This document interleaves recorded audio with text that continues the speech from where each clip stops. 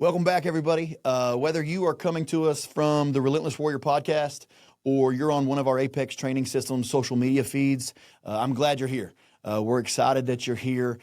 Tonight, we're going to be talking about one of our upcoming trainings, and it's one of just the most crucial questions, in my opinion, when you are training for self-defense. When you are training to defend yourself, to defend your family, we're going to answer one question tonight, and it's what we're going to train in our upcoming seminar on March 29th. The question is, what happens when you get knocked down in a fight for your life? When you get knocked to the ground, will you just lay there and die, or will you find a way to fight to your feet, to fight to your weapon, and defend yourself, defend your family? Most gunfights don't happen standing up in a perfect stance. Most fistfights don't happen in a sterile environment, in a vacuum. And if you train in a vacuum, you are setting yourself up for failure. Whether you're training with your everyday carry weapons or you're training unarmed and you only train in that sterile environment, you are setting yourself up for a very, very rude awakening. And I hate to say it, but there are truly millions of martial arts practitioners across this country who are setting themselves up just for that rude awakening. I try to not be disparaging, but I hate these little pay for a black belt clubs. And you've got kids as young as 8, 9, 10 years old, all the way up to fat, out of shape, can't catch their breath guys walking around in a black belt who someone told them they could defend themselves. And the only reason they believe it is because they've never been in a fight. They don't truly understand the reality of violence. And so what we're going to do, we'll talk a little bit tonight, but what we're going to train on March 29th is grounded fire. It's Apex grounded fire. And what we're going to be looking at is how getting to our feet, yes, that's crucial, but when we have to fight from the ground, do we have the skills? Have we drilled to do so? I would be willing to bet that 99% of the people watching this, wherever you're watching it, have not trained from a compromised, grounded position with a firearm. Now, many of you, I'm sure, have shot rifles from the prone. Many of you may have done tactical games where you've simulated stress-induced, high heart rate and out of breath and things like that. But I wonder how many of you have trained from a compromised position, firing from the ground. So one of the key focuses we'll work on at Apex Grounded Fire is multiple grounded situations where you didn't want to be on the ground. You didn't intend to land on the ground. Criminals attack you when they're ready, not when you're ready. So we have to train that way. Can you reach your firearm? Can you deploy it effectively from your back, from your side, from your stomach, after you've been knocked in the head? Now, don't worry, we're not going to knock anybody in the head and do things that are unsafe at our trainings, but we do force on force. We do train hard because it's important that we simulate as close to real life as we possibly can. And those of you who are coming out on March 29th, we're going to have a special surprise for you. We're going to introduce simunitions. So if you lose a fight, you're going to get to feel it a little bit. It's going to be a lot of fun. But getting back on topic, can you deploy your weapon under stress? The team that trains with me on a weekly basis, they know I never carry my battle belt. I never carry my outside the waistband pistol rig. I always carry my EDC. I'm always drawing from concealed, whether it's my knife or my EDC pistol. I'm always carrying from concealed because that's my reality. I don't have a profession. I don't have a reality where I walk around like it's the Old West with a pistol on my hip. Anytime I carry, it's concealed, and I always carry. And so when I train from concealment. And if I only train from an antiseptic, clear concealment, draw, and fire, that'd be great, as long as the person who wants to knock my head off gives me fair warning in 10 yards lead time. But if he clubs me in the back of the head when I'm leaving the movies with my wife, because he wants to throw her in the car and take her away, am I able to effectively defend us? That's really the question. Can you fire effectively from the ground? If you can't answer yes to that question, then you need this course. This isn't range fantasy. I love the word because I see so many do it. This is not tactical. If you come down here to Salado and you train with us, or you bring Apex to you, we're only going to train practical. We're only going to train real world. So The other thing we'll talk about and we'll focus on is weapon retention. Most fights, most compromising situations, don't you go to the ground by yourself. You go to the ground with the assailant. You go to the ground together, especially if you have any training at all. They've ambushed you. They've attacked you suddenly. You're able to bring them to the ground with you. Can you access your gun and deploy it in a way that does not produce it and give it to them? Weapon retention is one of the key focuses that we will look at grounded fire. Another one is, can you fire from a compromised position and not shoot yourself? One of the key, most common things that we see, and I watch it on videos all the time. When I'm doing trainings, I see people flag themselves like crazy. And usually those are people who've never been in a gunfight or who have never felt like their life was in danger from that of somebody else. So what we have to do is we have to train at a high stress level, focused on slowly breaking it down and firing from safe positions. If I get knocked flat on my back and I'm able to draw my weapon, and in trying to defend my wife and kids, shoot myself in the femoral artery, I've done the guy's job for him. Right? I've got to have a muscle memory that I clear my legs, I clear my feet, and I am able to effectively and safely deploy that weapon system. Right? If you can't reach your weapon, if you can't fire it safely, you are in for a world of hurt. And that's that. We're just talking about that tonight. Sitting here in the podcast room, you're watching, this on your couch in the air conditioning. But what happens when adrenaline kicks in? Because I don't care who you are. We will have kind of one of my heroes. We will have kind of one of the guys that I really enjoy talking to, and in a very brief amount of time, I've learned a lot from Clay Martin, and he's going to be on the podcast here in a couple of weeks. But he'll tell you, when the adrenaline kicks in, things change. When the adrenaline kicks in, and right now in this moment, my life is in danger, whether you have a weapon or not, that changes the entire game. Now, obviously, we can't train in an environment where we are actively putting our lives in danger, but we've got to talk through some things that help muscle memory give us an advantage when we are put in those positions by the monsters, right? Let's be real.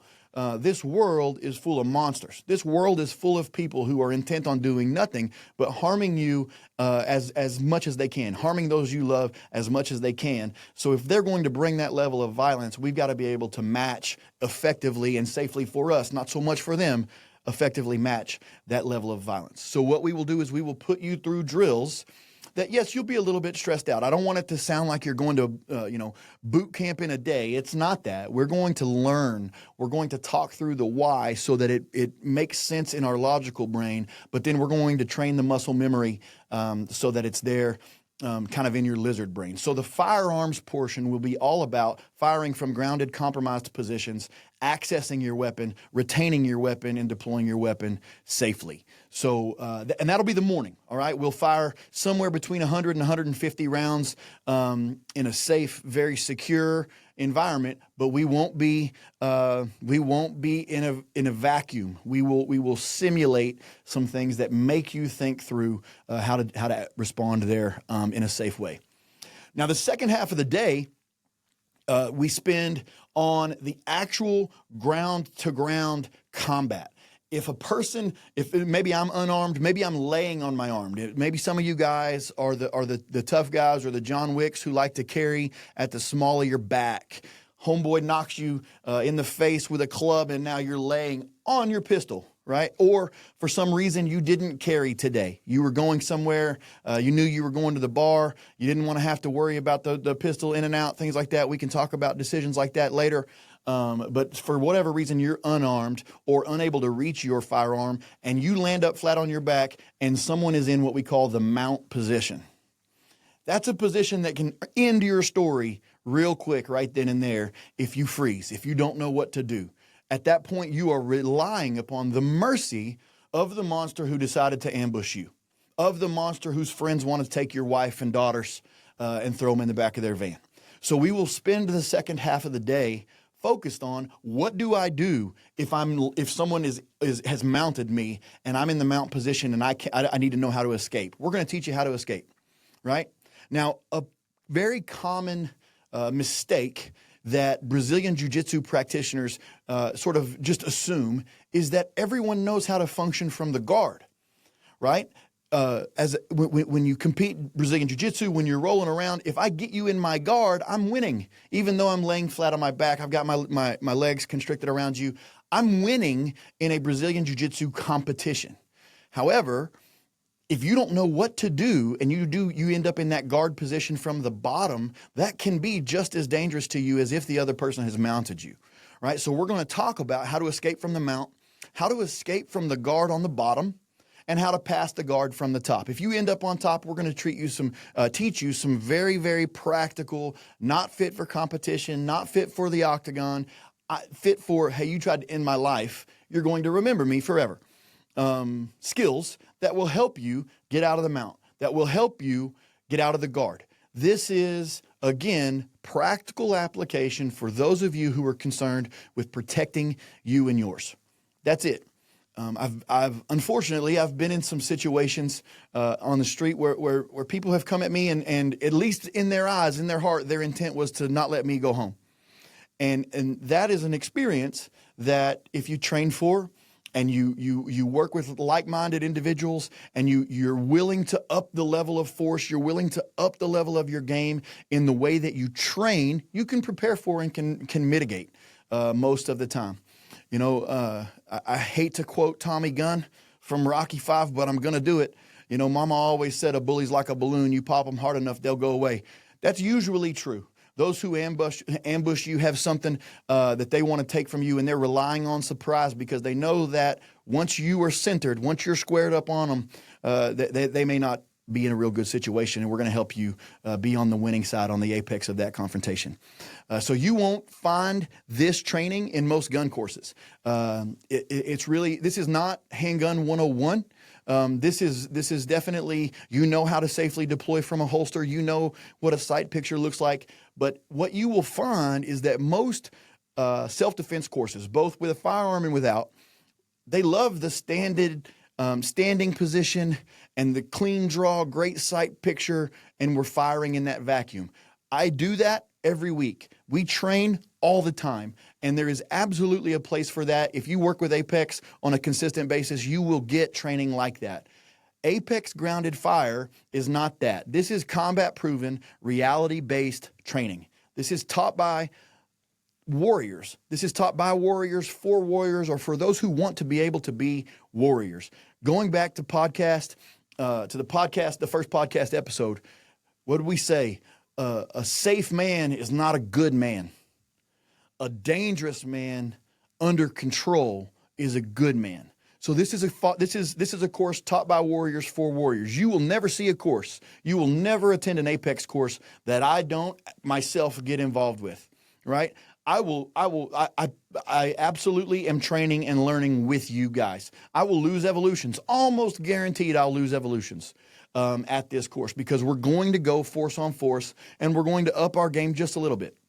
This is not a place for machismo, right? If you want to come and show everybody how badass you are and how you're ready to, you're coming in to be the bully of the block and all of those things. One, you're probably with the wrong group of guys because the guys who train with us are pretty squared away. But we have beginners to seasoned veterans who are coming here for the benefit of all. Well, we will train at your level. We will train at your speed in a way that allows you to grow and develop. Don't train for the ground. People who don't train for the ground, they're missing, in my opinion, the most critical piece. Everyone, if you're listening to this, I'm sure you listen to Jocko. I'm sure you listen to Joe Rogan. I'm sure you listen to Sean Ryan. Every one of them says train jiu-jitsu, train jiu-jitsu. I completely agree. It is without question, undeniably, and I'm a stand-up guy, undeniably, jiu-jitsu is the most effective unarmed martial art that you can find. So if you don't train for the ground, you're missing a very critical piece. But what we talk about is that critical piece is not only in the competition game, but it's in the survival game. Your fight for your life will almost definitely go to the ground. I trained a guy who had been training with firearms, been training with pistols for years. And we did some one-on-one instruction. And as I got to talk to him, he did a great job at drawing and firing and getting a sight picture and was remarkably accurate and all of those things. But for a decade of training, he had only envisioned seeing a threat far enough away. And he loved the word situational awareness, right? And he said, I'll be situationally aware and I'll be able to see that threat coming. And I'll be able to go through the steps to effectively draw and fire, acquire sight picture, make sure that my background is clear, and make a clean shot. Hopefully that's true. Unfortunately, that's not reality in most cases. Whether it's theater shootings, like happened at the opening weekend of Batman, the college shootings at Virginia Tech, the church shootings, none of those situations did the assailant give a lot of time and warning, right? Whether it is the daily assaults that happen right down the road from us in Austin, Texas. We can talk about Austin if you want to. You come out to a training, I'll give you my unedited opinion on why you should never go to Austin. They built a really nice toll road. It costs you $20 to drive around Austin. Always do that. There's nothing in Austin that should draw you to Austin. I'm chasing a rabbit, but it's a good one. So again, I apologize. I chased that rabbit. I lost my train of thought. What was I talking about, son? We're getting to the call to action. Okay. So when the fight comes to you, the question is, will you rise to the occasion, right? When you've been knocked to the ground, is it over? Will you fall and lie there? What always happens, and this is a rule for combat, when it hits the fan, you don't rise to the occasion, you fall to your level of training. Let me say it again. When it hits the fan, you don't rise to the occasion. You fall to your level of training. That's why these trainings I offer, that's why these trainings are so important. Because if you haven't trained for it, you won't accomplish it. If you believe, oh, well, adrenaline will surge and my daddy bear or my mama bear will kick in and they can't do anything to me, that makes us feel good, but it's not real. What is real is adrenaline kicks in. We are afraid. If your life is in danger, I don't care who you are, you're afraid. And that fear and adrenaline don't cause you to rise to the occasion. They cause you to fall to your level of training. So we're going to train and help you prepare. So sign up now. The links will be everywhere. We'll send them out on all of the Apex Training System social media. We'll have links in the Relentless Warrior podcast. March 29th, it's a full day training. This is one day. This could be a 5-day seminar easy, and ultimately it will be, but this is one day where you will spend half a day acquiring your firearm and learning how to shoot from a compromised grounded position, and another half of the day learning how to defend yourself unarmed from a compromised position. And then we will have some really exciting, fun ways for you to safely end the day, but to know that you've actually learned something. So please know this. Some spots are already taken. Spots are limited. We provide a highly, highly personalized level of training. Sign up now. Again, the sign-up sheet is going live tonight. This is one of, if you're ever going to come to an Apex seminar, this is, in my opinion, one of the most important seminars you can come to. So visit our social medias, click the link, and secure your place. Don't wait until you're in a real fight to find out that you're not prepared. Train now, survive later.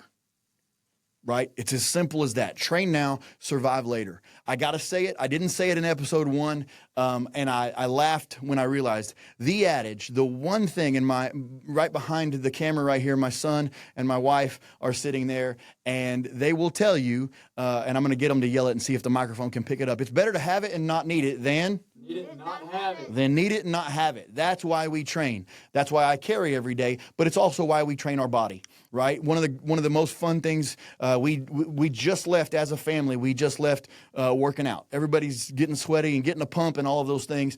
The training, whatever realm it's in, is so that you have it when you need it, not that you come to that place where you need it and don't have it. So again, sign up today. Spots are limited. If you have questions, send me a DM. I usually get back to those today. And we will look forward to training with you on Saturday, March 29th. As always, stay sharp, stay prepared, stay ready, stay alive. Love you.